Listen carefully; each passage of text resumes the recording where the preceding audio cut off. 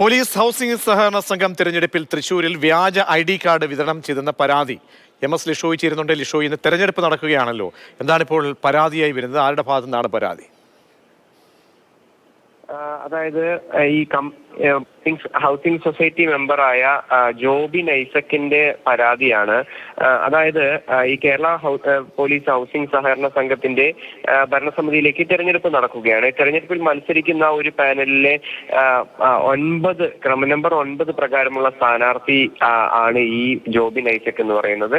അദ്ദേഹം കണ്ടെത്തിയത് എന്ന് പറയുന്നത്, അതായത് ചില മെമ്പർമാർ സംഘത്തിന്റെ വ്യാജ ID കാർഡ് ഉണ്ടാക്കുകയും അത് വിതരണം ചെയ്യുകയും അങ്ങനെ വിതരണം ചെയ്ത ID കാർഡ് ഉപയോഗിച്ച് വോട്ട് ചെയ്യാനായി എത്തുകയും ചെയ്തു എന്നുള്ളതാണ് അദ്ദേഹത്തിന്റെ ഒരു പരാതി. ഈ പരാതിയിൽ ഈ ഹൗസിംഗ് സൊസൈറ്റിയുടെ തന്നെ മെമ്പറായ സൂരജ് SS എന്ന പോലീസ് ഉദ്യോഗസ്ഥൻ IR ബറ്റാലിയനിലുള്ള ഡെപ്യൂട്ടി കമാൻഡന്റ് ഷമീർ ഖാന് ID കാർഡ് കൈമാറുന്നതിന്റെ CCTV ദൃശ്യങ്ങളും ഇവർ ശേഖരിച്ചിട്ടുണ്ട്. തൃശൂർ ഹൗസിംഗ് സൊസൈറ്റിക്ക് അകത്ത് വെച്ചാണ് ഇത്തരത്തിൽ ഈ ID കാർഡ് കൈമാറിയതെന്നാണ് ഈ പരാതിയിൽ പറയുന്നത്. തെരഞ്ഞെടുപ്പ് അട്ടിമറിക്കുന്നതിന്റെ ഭാഗമായാണ് ഇത്തരത്തിൽ ID കാർഡ് വിതരണം ചെയ്തത്, നിയമവിരുദ്ധമായി വിതരണം ചെയ്തതെന്നാണ് ഈ പരാതിയിൽ പറയുന്നത് ജോബിൻ ഐസക്.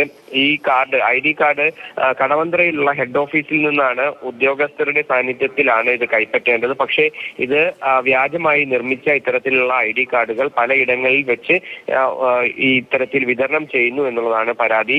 ഇത് റിട്ടേണിംഗ് ഓഫീസർക്കാണ് നിലവിൽ പരാതി നൽകിയിരിക്കുന്നത്. പരാതിയിൽ നടപടി വേണമെന്ന് ആവശ്യപ്പെട്ടുകൊണ്ടാണ് തൃശൂർ ഈസ്റ്റ് പോലീസിനും ഇത് സംബന്ധിച്ച് പരാതി നൽകിയിട്ടുണ്ട് ജോബിൻ ഐസക്.